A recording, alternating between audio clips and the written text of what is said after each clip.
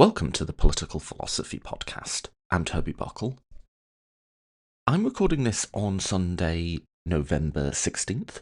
Yesterday, the British government announced a wide-ranging reform of how we accept refugees in this country. The Home Secretary is set to describe it, I think correctly, as the most significant reform of the system in the last 70 years since it was set up post-World War II. Essentially what it would do is it would mean that refugee status is no longer permanent, that even after we have made an assessment that you are genuinely fleeing for your life, you would only be granted a series of recurring visas, and you'd never be given a chance to settle in the country, to put down roots. And when your home country is deemed to be safe, you would be deported. So picture this. You became a refugee because of the Ukrainian war. Let's just say, for instance, that your home was one of those that was part of the territory that was captured in the initial Russian advance, and you fled. There's a lot of internally displaced persons within Ukraine. There's a lot of people who fled outside the country. And this is just part of how the international order works, or is supposed to work. As long as there are wars, and it seems like there will be for the foreseeable future, all the other states in the world have an obligation to take in those displaced by them. So you come to the UK, you stay here for 5, 10 years, maybe you marry, maybe you have kids here. And then, let's just say, Trump finally does get Putin and Zelensky to agree to a ceasefire. Who knows if it'll last? Who knows if we'll be back to fighting next week? But then the British government, driven by xenophobia, says, well, it's safe now, so now we're going to deport you. You might have a wife and kids here, but you've got to go. This is, really, really bad. And I wanted to spend a few minutes talking about it in my own words. Anyone who follows me on Blue Sky will know I've been yowling about this one for the past 24 hours on there.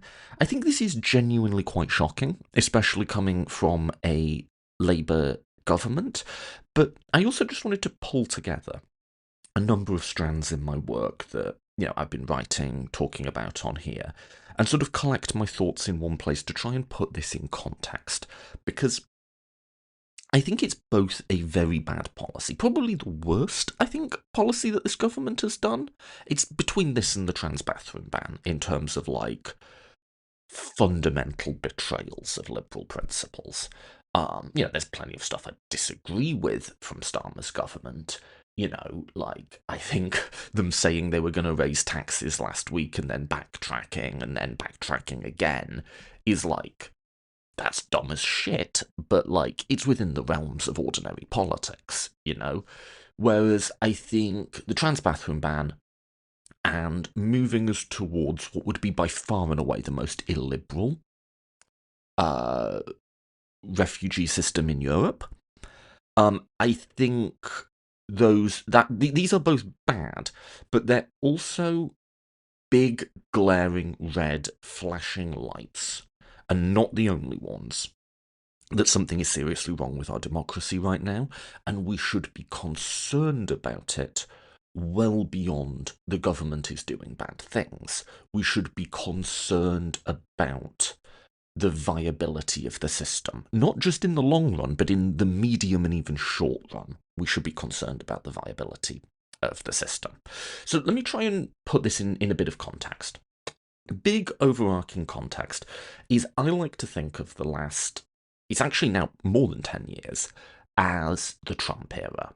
That's not because I'm defining everything that happens in the world by relation to America. As people always tell me, not everywhere is America.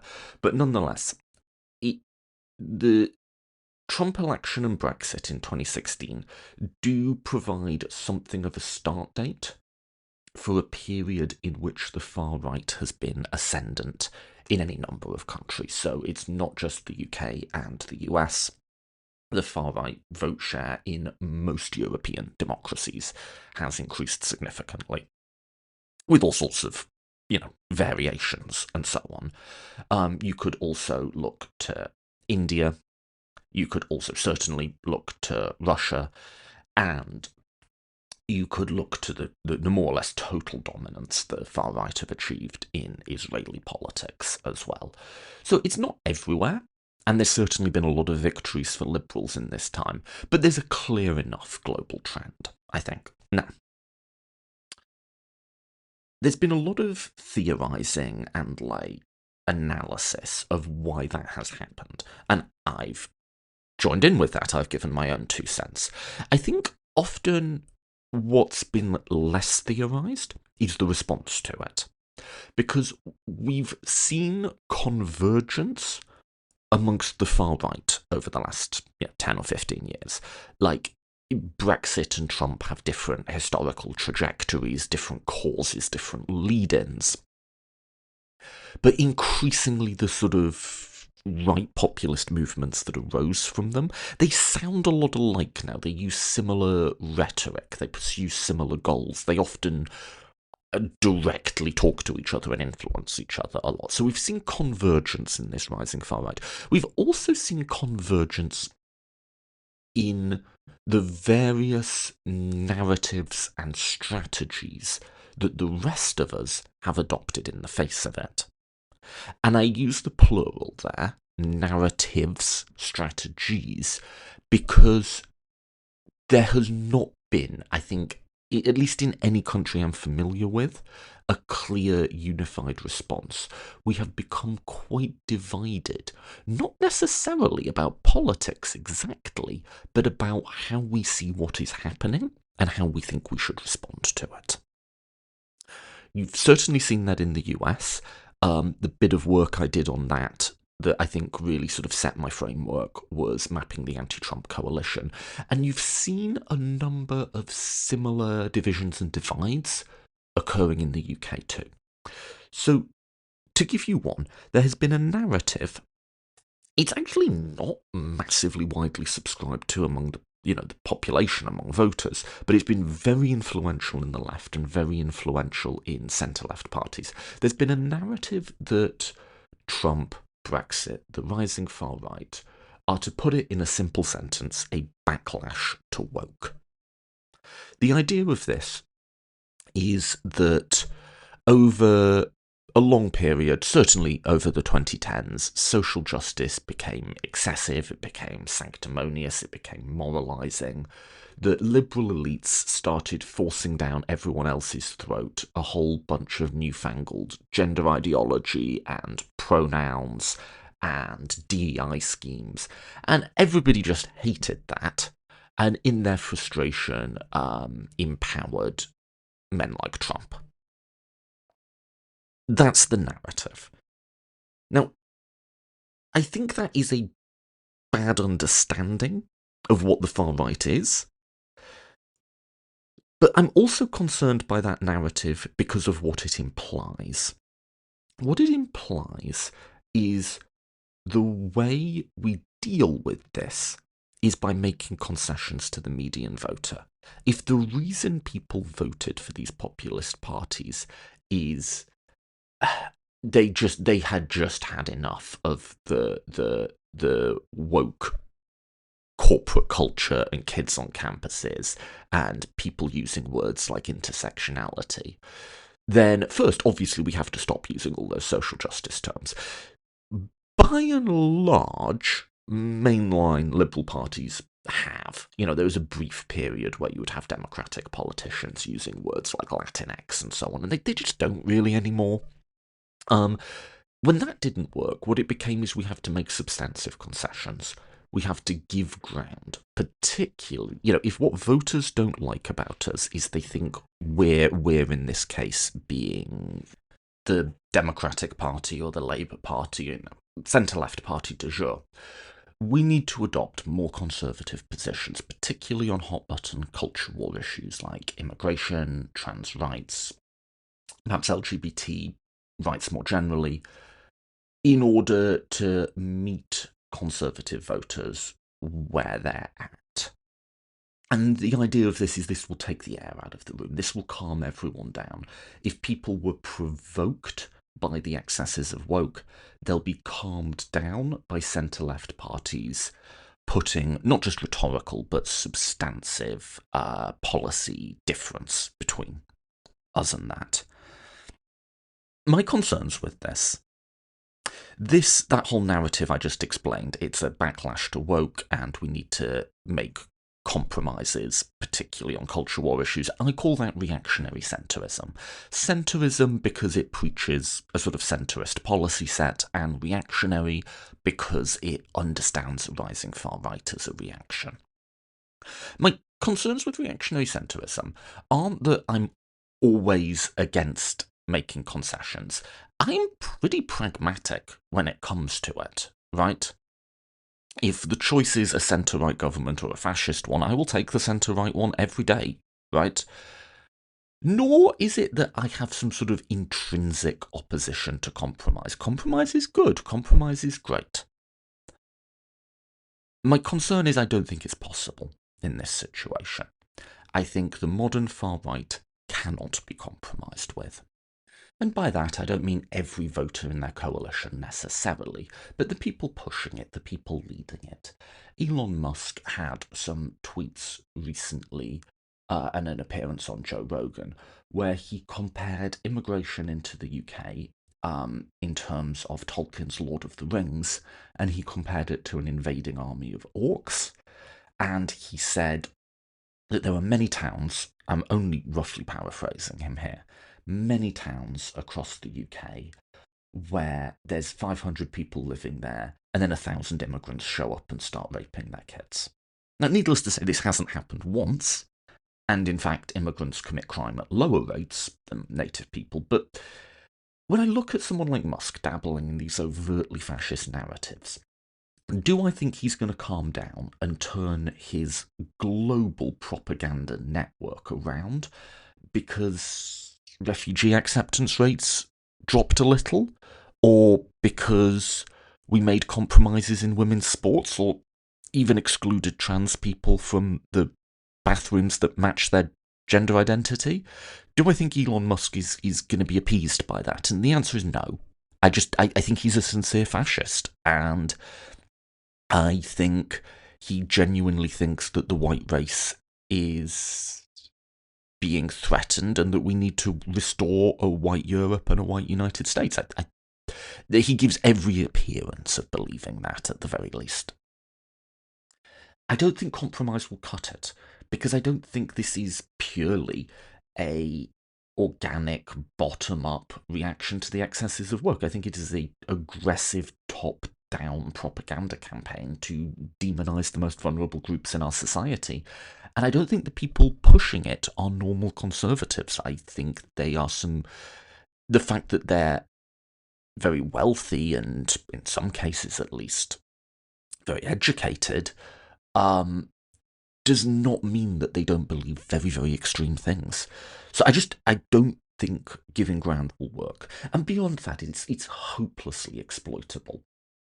If your whole approach to governance is trying to meet the far right halfway, you'll find yourself pulled halfway, and then halfway again, and then halfway again.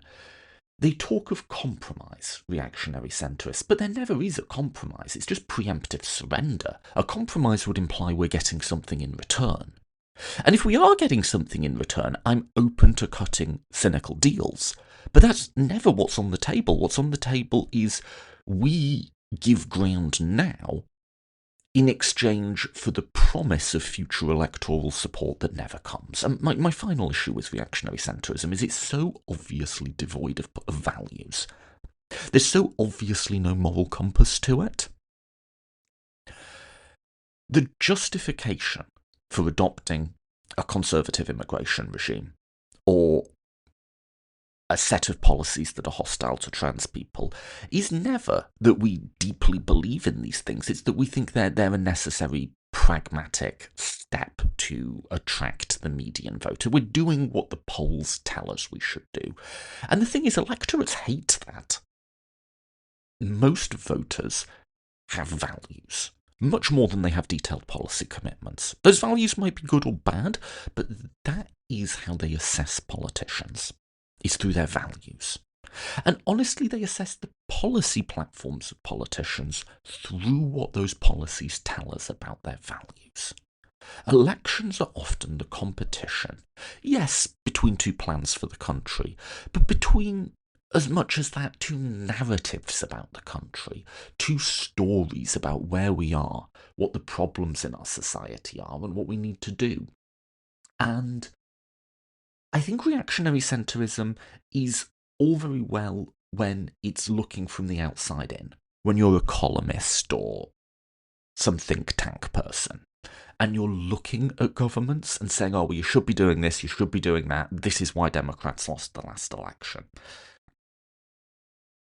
I don't think it works when you have the leadership of a centre-left party, because you're running on, this is actually kind of our fault. The other side has a point. And that's just not a coherent or inspiring message. And this is what we've seen in the UK. What the UK has provided over the last 18 months is, I think, the clearest test case so far of does reactionary centrism work. Because in the States, there are a lot of reactionary centrists, and I would say that is the dominant voice in the non-right-wing press in the States. In the States, there's obviously your Fox News, your AON, and so on, that are just conservative propaganda outlets, and are sort of essentially state media at this point. But then, there's your New York Times, your Washington Posts, your CNNs, and I would say probably reactionary centrism is the dominant voice within that.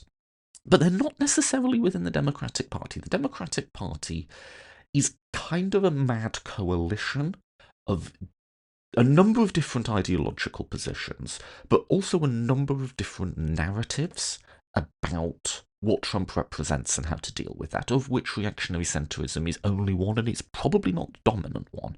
I'd say the dominant one within the Democratic Party is sort of what I call mainline liberalism. So what that means is it's kind of hard to tell in the States if reactionary centrism works, because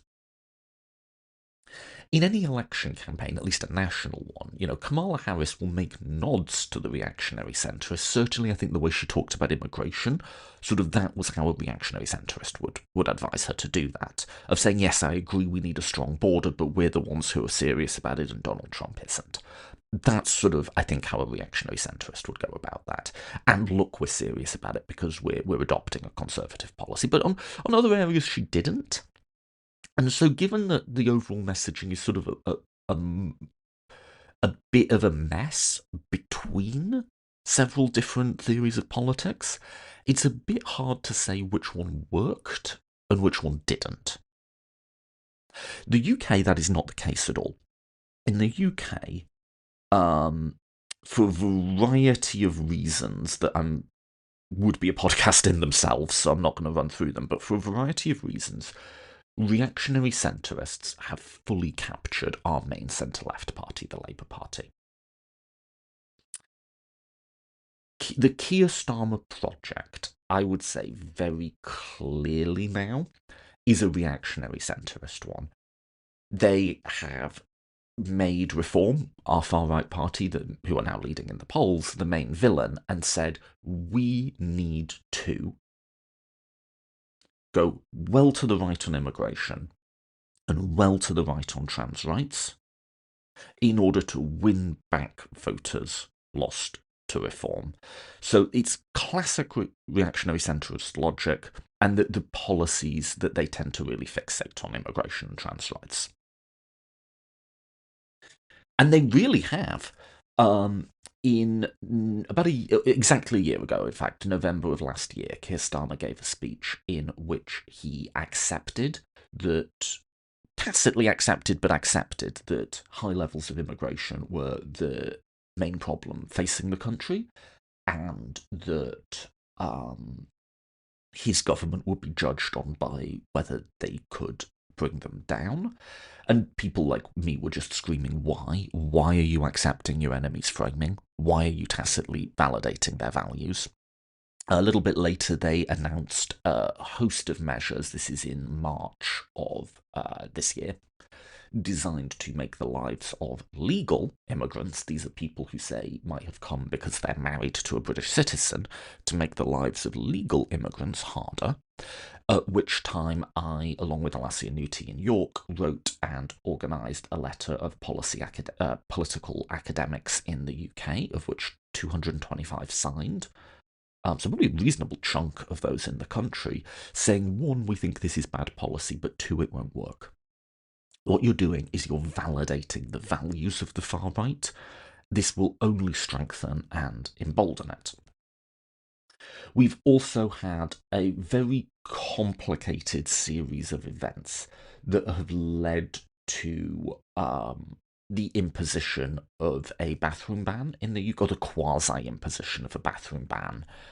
The current legal reality is very muddied, but at a minimum we can say the stated position of Starmer and those in his cabinet is that trans people should not be allowed to use toilets or indeed any single-sex facilities, so, changing rooms, whatever, that match their gender identity. That this should be done on the basis of biological sex, and that if people are uncomfortable with, say, trans men in the women's rooms, they should also be excluded from them and should only use gender-neutral facilities. So this is a very, very aggressive bathroom ban. It's actually... It's not just to the right of where Starmer used to be. It's not just to the right of where conservative politicians like Theresa May used to be. It's actually to the right of where a number of American Republicans are. Republican governors in the states have vetoed less extreme bathroom bans than this. And I think that was really a red line for a lot of us. Certainly, we would wish that the government had been more progressive when it came to the welfare state and not continued the Tory policy of austerity and so on. But this was like a basic liberal freedom they'd gone over. And did it work, right? So I think, at the end of the day, I think reactionary centrists are really invested in this idea of compromise and being the reasonable one and being the one who can sort everything out and calm everyone down. And I think they see their critics, of which I would include myself, as motivated by a childlike stubbornness, that we are against compromise on principle, and that we just want a maximally left-wing position on everything and aren't willing to concede on that. And I can't speak for everyone on my side, but I think for most of us, certainly for me myself, that's not where I'm coming from at all. I'm interested in what works and what will successfully oppose what I see as some very scary and dangerous people on the other side. And my feeling has always been that reactionary centrism won't work because it's not based on a true description of the world. The best way of understanding the far right is not as a reaction to woke. People aren't concerned about immigration or trans rights because of anything real. They're concerned by them because the right has far greater propaganda reach than we do.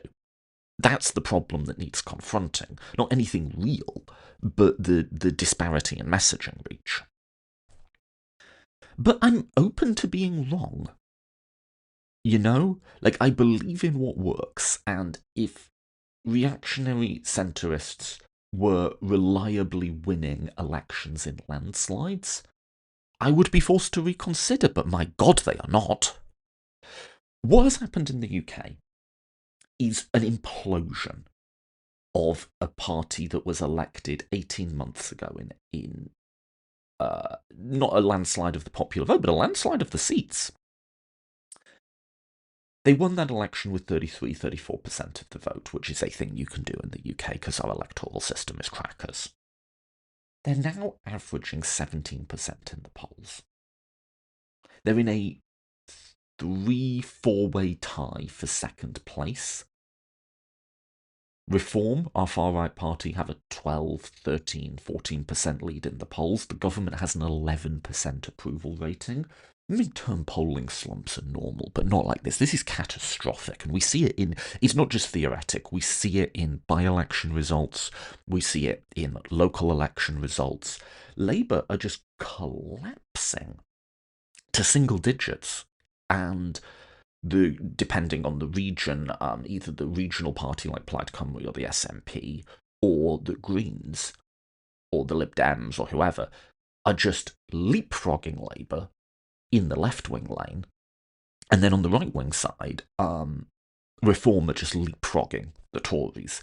It's like our entire party system has just faded into the mist overnight. And it's not, not everything is about which party wins. It's the far right is making its increased strength known across society.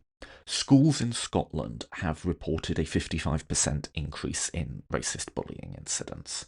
Nurses working in the NHS have reported an equivalently massive increase in the number of racist incidents against them.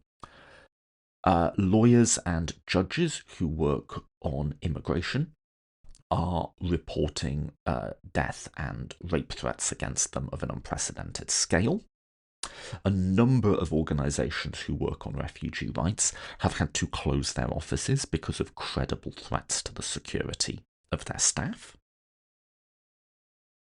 The Tory party, I wrote about this recently for The Bulwark, has recently published a policy that would entail the deportation of 4 to 7% of the British population. Not of the immigrant population, but of all of us, of legal residents. The BBC recently, under direct pressure from, among other people, the Trump White House, has just had its leadership resign and is now in utter crisis, and despite issuing an apology to Trump for an apparently deceptively edited video of him, is now being sued, I believe the figure is for $5 billion by him.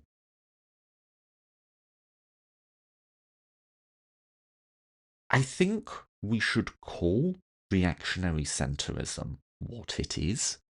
It is appeasement.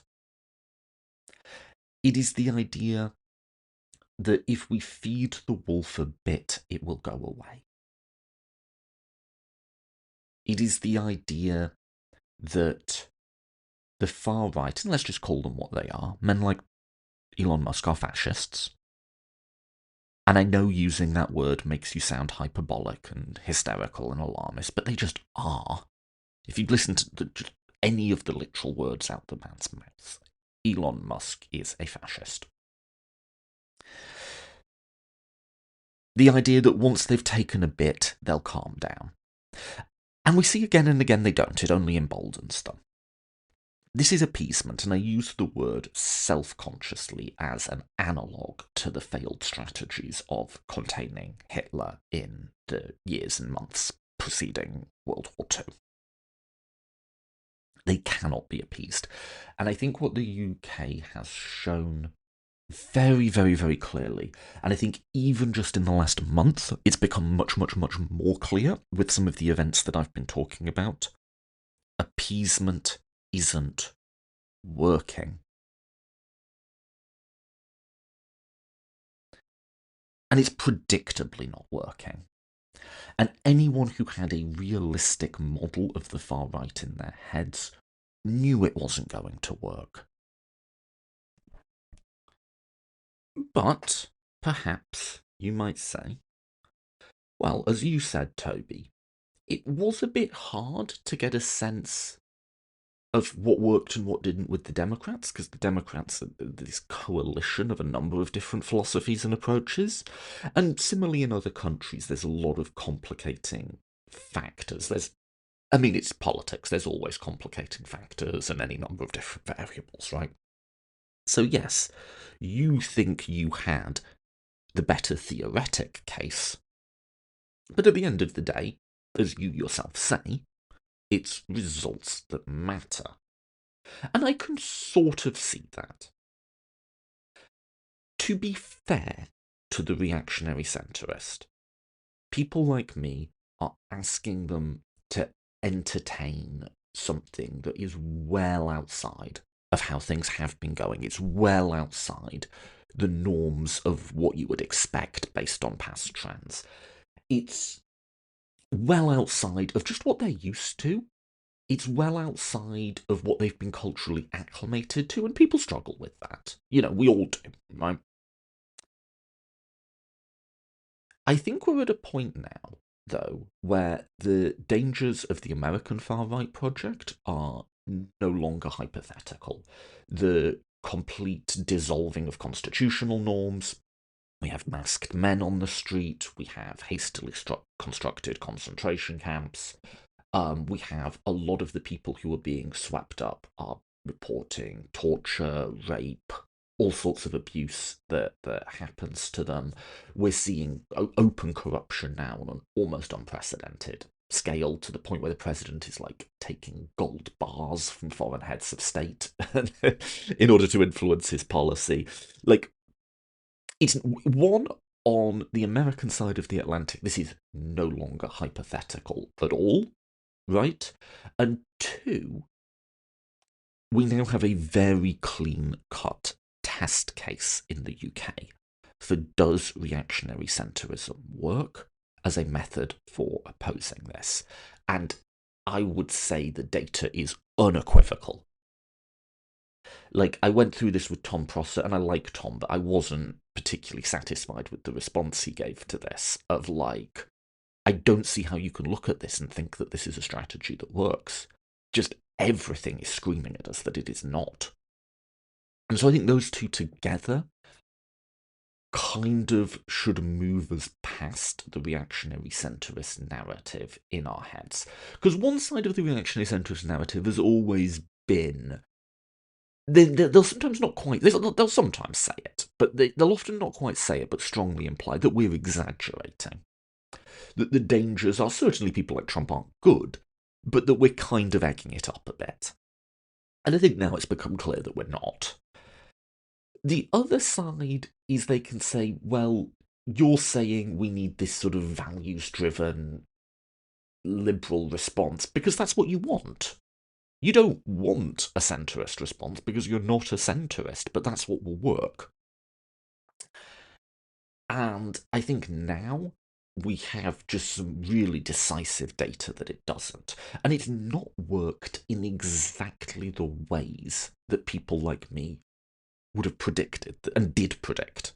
And I'm on record predicting and writing a letter that 225 academics signed predicting that it wouldn't work.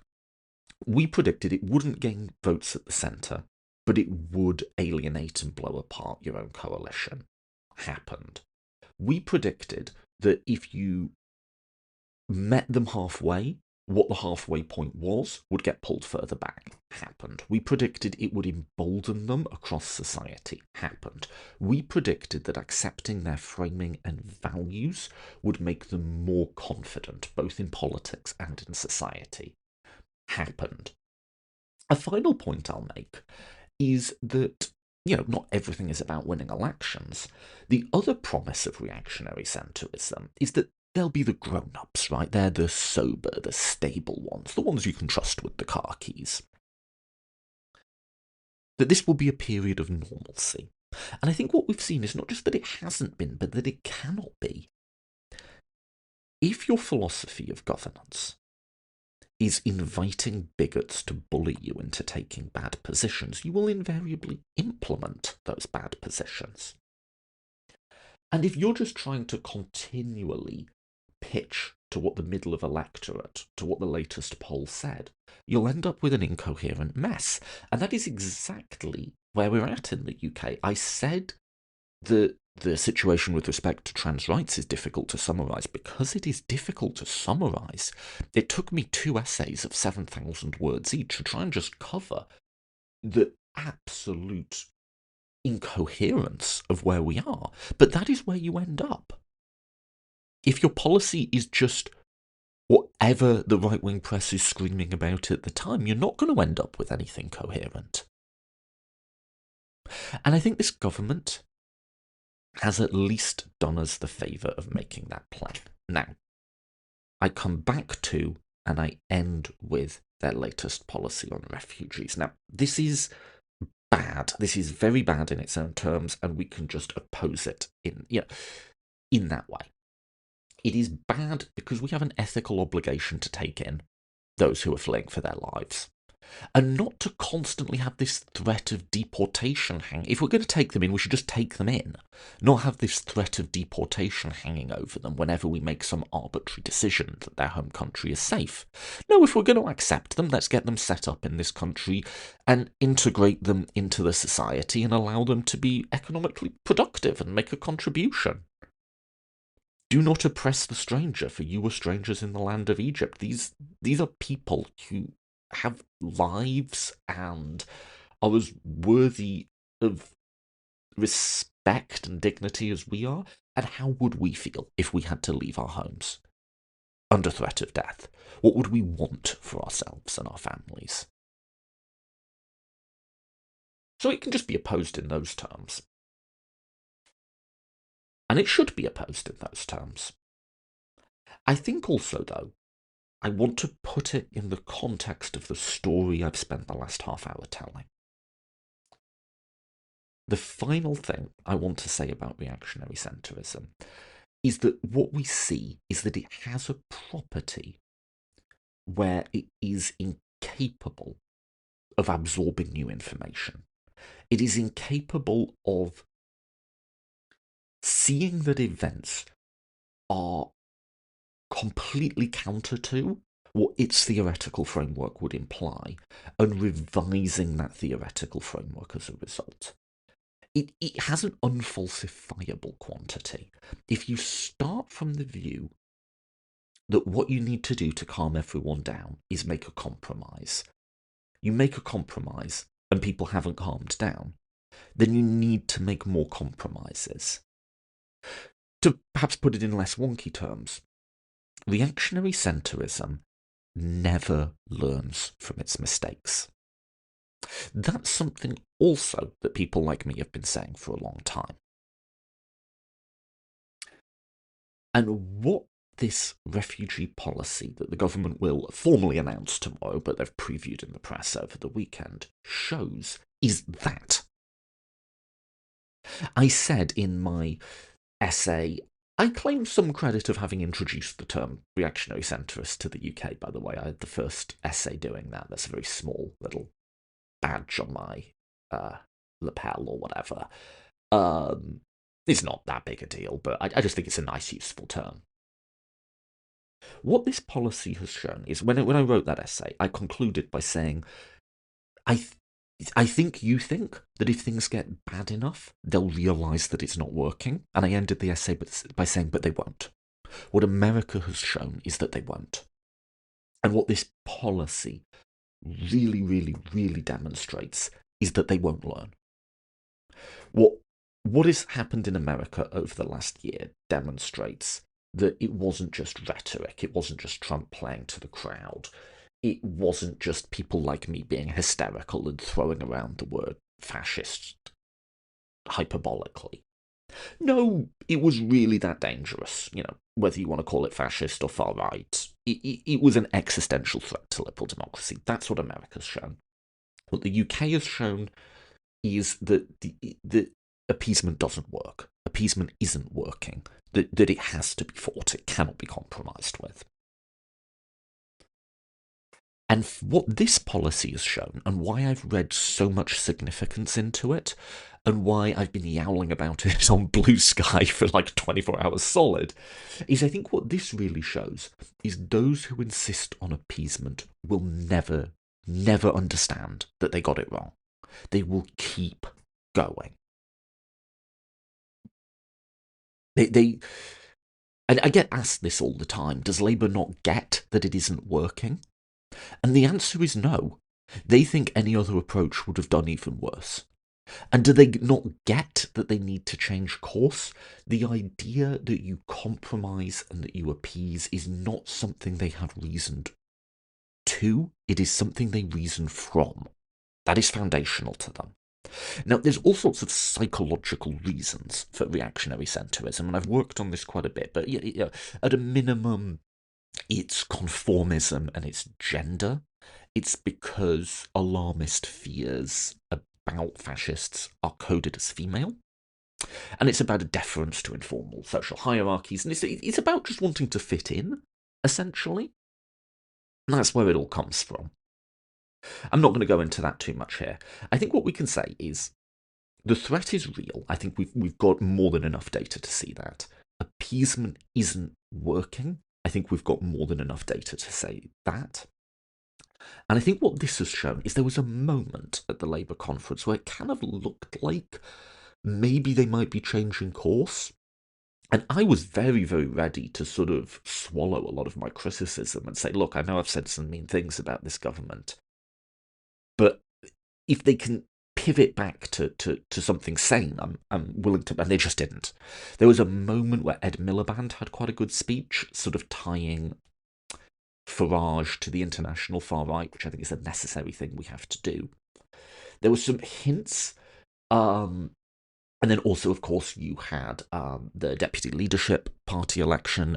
Powell, who won that, was seen as something of a rebuke of Starmer. And she sort of said we have to draw a values, I'm paraphrasing her and putting it in my own words, we have to draw a values contrast with the far right a bit more. I thought, okay, that's good, that's promising. I sort of wanted to believe that they would turn this corner. Really, really wanted to believe it. I do not want to be a critic of this government. This is not instinctually where I'm at. Like, I'm a lifelong Labour Party voter. Like, this is core to my identity. But being an anti-fascist is more core to my identity. That's more important, ultimately, and that has to come first. And so I really wanted them to turn that corner.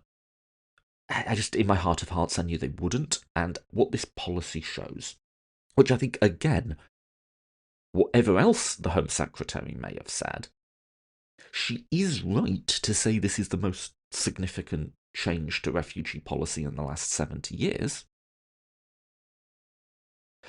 I think it just shows that they haven't got it. And if they haven't got it now, after everything, after just an utter collapse in the polls, after half of their voters deserting them, after reform leading them by 12 points for 6 months, after just a rising tide of racism and hate throughout our society, if they haven't, if the BBC, our institutions falling, the Tory party embracing ethnic cleansing, if they haven't seen now that appeasement isn't working, and if not only have they not seen, but they are doubling down on this in the most profound way, they're just not going to. Right? And by they, I don't even mean everyone in the parliamentary party, I mean the people leading it.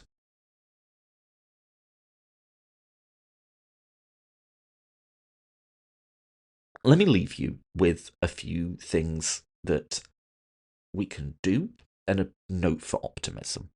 Firstly, there's a reason I decided to do this today, and this is freestyle. I didn't, write this episode out or anything, so this is just my initial reactions to it.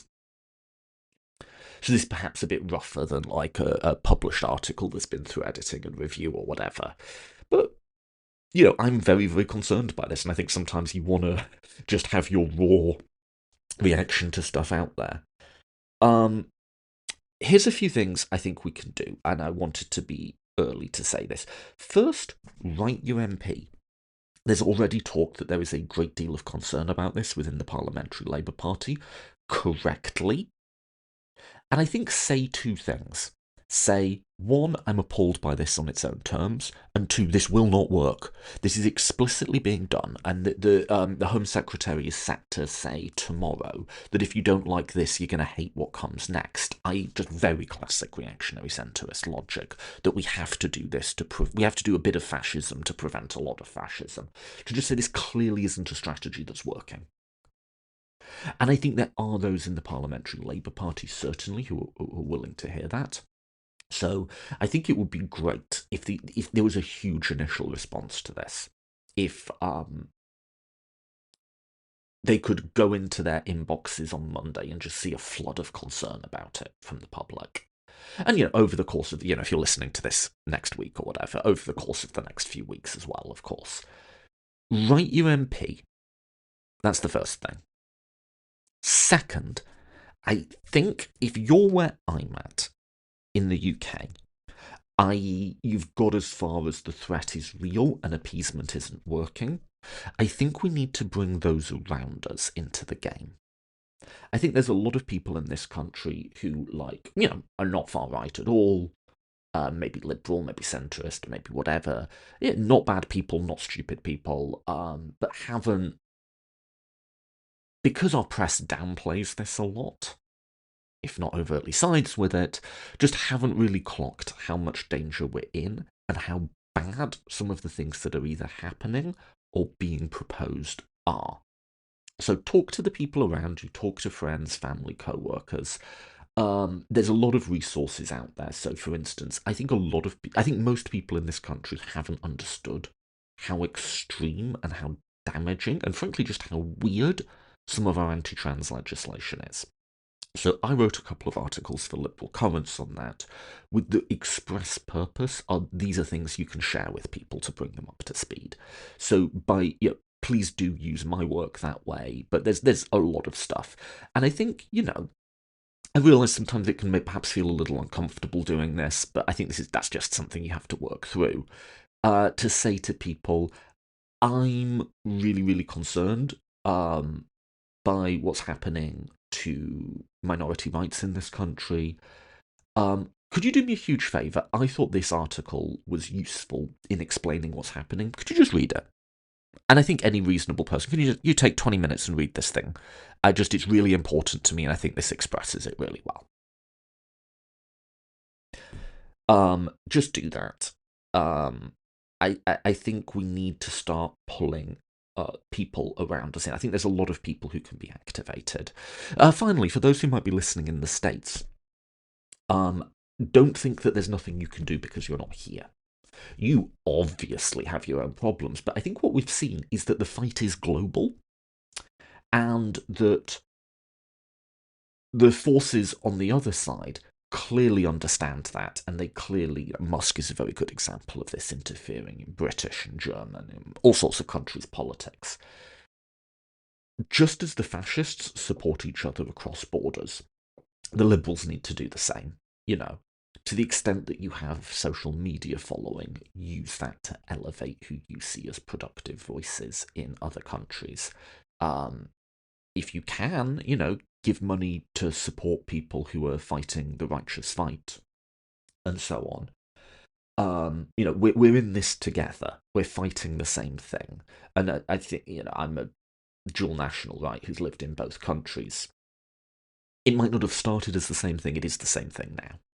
And it's the same people even, like Musk and so on.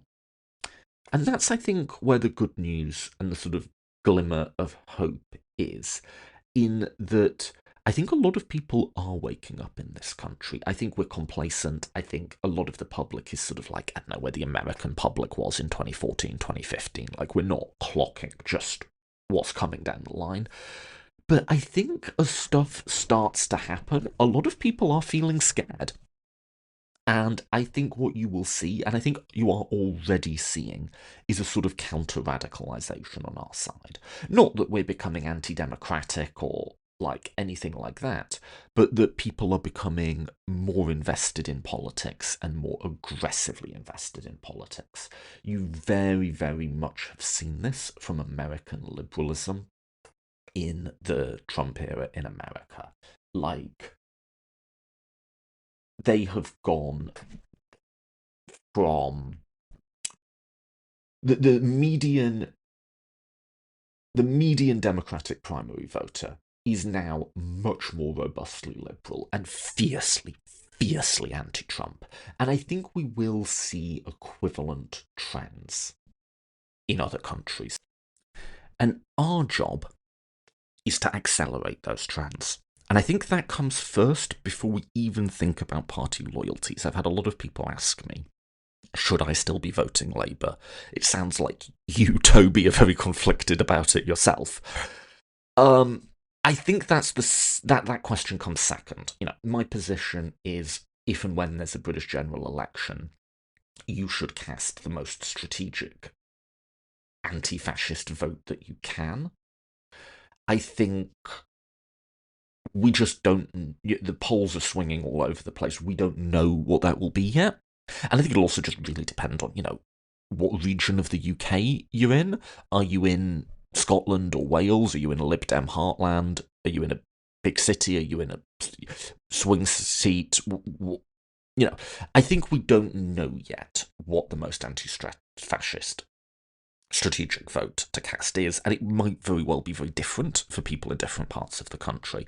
I think what comes first is we have to activate our side in the way that the right has activated theirs. And it can be done. We saw some significant activation of Liberals at the time of Brexit. So it can be done in this country. We shouldn't just assume that people are necessarily apathetic. They're clearly not, right?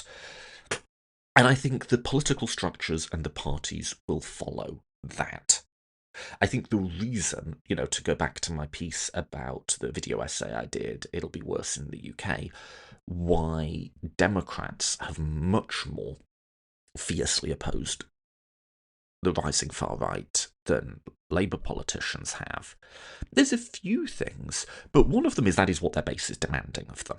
It's not necessarily that they're just better people. Maybe they are, maybe they aren't. It's that is what their base wants, right? And at the moment, for those in power, either in politics or the press or whatever, they're getting yelled at very, very hard by one side and not at all by the other, right? So I think the first thing is, I think it is already happening that people are beginning to tune in and become concerned about the direction of the country. I think we have to accelerate that. We have to push that as hard as we can, because that is something we have some control over, And it'll be a cumulative effort. It'll be a collective effort to pull those around of us into understanding what the stakes of this moment are. And I actually feel somewhat optimistic about our ability to do that. Thank you for listening.